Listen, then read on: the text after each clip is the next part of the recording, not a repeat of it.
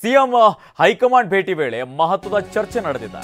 High command ಸಭೆಯಲ್ಲಿ ಸಂಪುಟ ಪುನರ್ರಚನೆ ಬಗ್ಗೆ ಪ್ರಸ್ತಾಪವನ್ನು ಮಾಡಲಾಗಿದೆ. ಸಂಪುಟದಿಂದ ಕೆಲ ಸಚಿವರನ್ನ ಕೈಬಿಡುವ ಬಗ್ಗೆನೂ ಕೂಡ ಚರ್ಚೆಯನ್ನು ನಡೆಸಲಾಗಿದೆ. ಈ ಬಗ್ಗೆ ಚರ್ಚಿಸುವುದಕ್ಕೆ ಮತ್ತೆ ದೆಹಲಿಗೆ ಬರ್ತೀನಿ ಅಂತ ಸಿಎಂ ಹೇಳಿದ್ದಾರೆ. ಇನ್ನು ಇದೇ ಸಂದರ್ಭದಲ್ಲಿ ಮಾಹಿತಿ ಲಭ್ಯವಾಗ್ತಾ ಇರುವಂತದ್ದು 2 ತಿಂಗಳ ಬಳಿಕ ಸಂಪುಟ ಪುನರ್ರಚನೆ ಆಗುವಂತಹ ಸಾಧ್ಯತೆ ಇದೆ. 5 ರಿಂದ 6 ಸಚಿವರನ್ನ ಕೈಬಿಡುವಂತಹ ಚಿಂತನೆಯಲ್ಲಿ ಸಿಎಂ ಇದ್ದಾರೆ. ಇನ್ನು ಸಂಪುಟ ಪುನರ್ರಚನೆ ವೇಳೆ ಕೆಪಿಸಿಸಿ ಅಧ್ಯಕ್ಷರ ಬದಲಾವಣೆ ಆಗುವಂತಹ ಸಾಧ್ಯತೆಯೂ ಕೂಡ ಇದೆ. ಕೆಪಿಸಿಸಿ ಅಧ್ಯಕ್ಷ ಸ್ಥಾನದ ಬದಲಾವಣೆ ಬಗ್ಗೆ ಆಗ್ಲೇ ಕೂಡ ನಿರ್ಧಾರವನ್ನ ಮಾಡುವಂತಹ ಸಾಧ್ಯತೆ ಇದೆ. ಸಿಎಂ ಹೈಕಮಾಂಡ್ ಭೇಟಿ ವೇಳೆ ಮಹತ್ವದ ಚರ್ಚೆ ನಡೆದಿದೆ ಅನ್ನುವಂತಹ ಮಾಹಿತಿ ಈಗ ಲಭ್ಯವಾಗ್ತಾ ಇದೆ. ಈ ಕುರಿತು ಹೆಚ್ಚಿನ ಅಪ್ಡೇಟ್ ನೀಡ್ತಾರೆ ನಮ್ಮ ಪ್ರತಿನಿಧಿ ಹರೀಶ್, ದೂರವಾಣಿ ಸಂಪರ್ಕದಲ್ಲಿ ಜಾಯ್ನ್ ಆಗಿದ್ದಾರೆ. ಹರೀಶ್, ಇವತ್ತು ದೆಹಲಿ ಹೈಕಮಾಂಡ್ ನಾಯಕರನ್ನ ಸಿಎಂ ಸಿದ್ದರಾಮಯ್ಯ ಹಾಗೇನೆ ಸಚಿವ ಸಂಪುಟದ ಸದಸ್ಯರು ಭೇಟಿಯಾಗಿದ್ರು. ಇದೇ ಸಂದರ್ಭದಲ್ಲಿ ಹಲವಾರು ಮಹತ್ವದ ವಿಚಾರಗಳ ಬಗ್ಗೆನೂ ಕೂಡ ಚರ್ಚೆ ಆಗಿದೆ ಅನ್ನುವಂತಹ ಮಾಹಿತಿ ಲಭ್ಯವಾಗ್ತಾ ಇದೆ. ಹಾಗೇನೆ ಸಂಪುಟ ಪುನರ್ರಚನೆ ಬಗ್ಗೆನೂ ಕೂಡ ಚರ್ಚೆ ಆಗಿದೆ ಅನ್ನುವಂತಹ ಮಾಹಿತಿನೂ ಕೂಡ ಲಭ್ಯವಾಗ್ತಾ ಇರುವಂತದ್ದು. ಏನಿದೆ ಅಪ್ಡೇಟ್ಸ್ ಇದಕ್ಕೆ ಸಂಬಂಧಪಟ್ಟಂತೆ?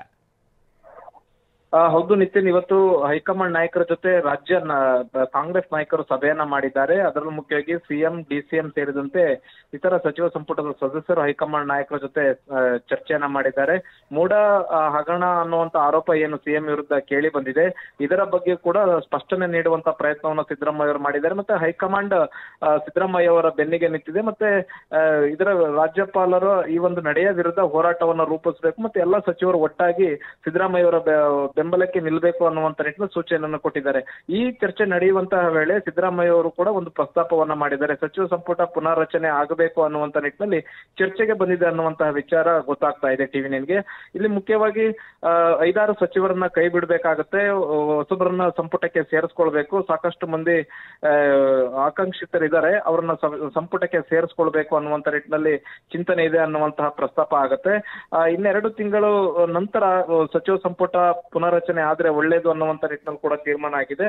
ಇನ್ನೊಮ್ಮೆ ದೆಹಲಿಗೆ ಬರ್ತೀನಿ, ದೆಹಲಿಗೆ ಬಂದು ಹೈಕಮಾಂಡ್ ನಾಯಕರ ಜೊತೆ ಚರ್ಚೆ ಮಾಡಿ ನಿರ್ಧಾರ ಮಾಡೋಣ ಅನ್ನುವಂತ ನಿಟ್ಟಿನಲ್ಲಿ ಚರ್ಚೆ ಆಗಿದೆ. ಓಕೆ ಹರೀಶ್, ಥ್ಯಾಂಕ್ ಯು ತಮ್ಮೆಲ್ಲ ಅಪ್ಡೇಟ್ಸ್ಗೆ. ಸಿಎಂ ಸಿದ್ದರಾಮಯ್ಯ ವಿರುದ್ಧ ಪ್ರಾಸಿಕ್ಯೂಷನ್ ವಿಚಾರಕ್ಕೆ ಸಂಬಂಧಪಟ್ಟಂತೆ ಸಿದ್ದರಾಮಯ್ಯ ಬೆನ್ನಿಗೆ ನಿಂತಿರುವಂತಹ ಹೈಕಮಾಂಡ್ ನಾಯಕರು ಹೆಜ್ಜೆ ಹೆಜ್ಜೆಗೂ ರಾಜ್ಯಪಾಲರ ನಡೆ ಖಂಡಿಸಿ ಅಂತ ಸಲಹೆಯನ್ನ ನೀಡಿದ್ದಾರೆ. ಬಿಜೆಪಿ ಹಾಗೂ ಜೆಡಿಎಸ್ ಹಗರಣಗಳನ್ನ ಹೊರಗಡೆ ತನ್ನಿ, ಬಿಜೆಪಿ ಜೆಡಿಎಸ್ ಹಗರಣಗಳ ಬಗ್ಗೆ ಮುಲಾಜಿಲ್ಲದೆ ಮಾತನಾಡಿ ಅಂತ ಹೈಕಮಾಂಡ್ ನಾಯಕರು ಸಂದೇಶವನ್ನು ರವಾನಿಸಿದ್ದಾರೆ.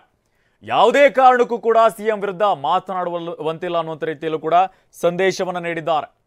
ಎಲ್ಲರೂ ಕೂಡ ಸಿಎಂ ಬೆನ್ನಿಗೆ ನಿಲ್ಲಬೇಕು, ಗೊಂದಲವಿಲ್ಲದೆ ಹೋರಾಡಿ ಅಂತ ಸೂಚನೆಯನ್ನು ಕೊಟ್ಟಿದ್ದಾರೆ. ಇನ್ನು ಒಟ್ಟಾಗಿ ಹೋರಾಡಿ ಅಂತ ಕಿವಿ ಮಾತನ್ನ ಹೇಳಿರುವಂತಹ ವರಿಷ್ಠರು ರಾಜ್ಯ ಕಾಂಗ್ರೆಸ್ ನಾಯಕರ ಜೊತೆ ಸಭೆಯಲ್ಲಿ ಈ ಒಂದು ಸೂಚನೆಯನ್ನು ಕೊಟ್ಟಿದ್ದಾರೆ. ಇನ್ನು ಕಾನೂನು ಹೋರಾಟದ ಮೂಲಕವೇನೆ ಸೂಕ್ತವಾದಂತಹ ಉತ್ತರ ನೀಡಿ ಅನ್ನುವಂಥ ರೀತಿಯಲ್ಲೂ ಕೂಡ ಸಲಹೆಯನ್ನು ಕೊಟ್ಟಿರುವಂಥದ್ದು. ಹೈಕೋರ್ಟ್ನಲ್ಲಾಗಲಿ ಅಥವಾ ಸುಪ್ರೀಂ ಕೋರ್ಟ್ನಲ್ಲಾದರೂ ಆಗಲಿ ಹೋರಾಟವನ್ನು ನಡೆಸಬೇಕು, ಕಾನೂನಾತ್ಮಕವಾಗಿಯೇ ಹೋರಾಡಿ ಅನ್ನೋಂಥ ರೀತಿಯಲ್ಲೂ ಕೂಡ ಸೂಚನೆಯನ್ನು ಕೊಟ್ಟಿರುವಂಥದ್ದು. ಇನ್ನೊಂದು ಕಡೆಯಲ್ಲಿ ಬಿಜೆಪಿ ಜೆಡಿಎಸ್ ಹಗರಣಗಳೇನಾಗಿದೆ ಇದಕ್ಕೆ ಸಂಬಂಧಪಟ್ಟಂತೆಯೂ ಕೂಡ ಧ್ವನಿ ಎತ್ತಿ ಅನ್ನುವಂಥ ರೀತಿಯಲ್ಲಿ ಹೈಕಮಾಂಡ್ ನಾಯಕರು ಸಂದೇಶವನ್ನು ರವಾನಿಸಿದ್ದಾರೆ.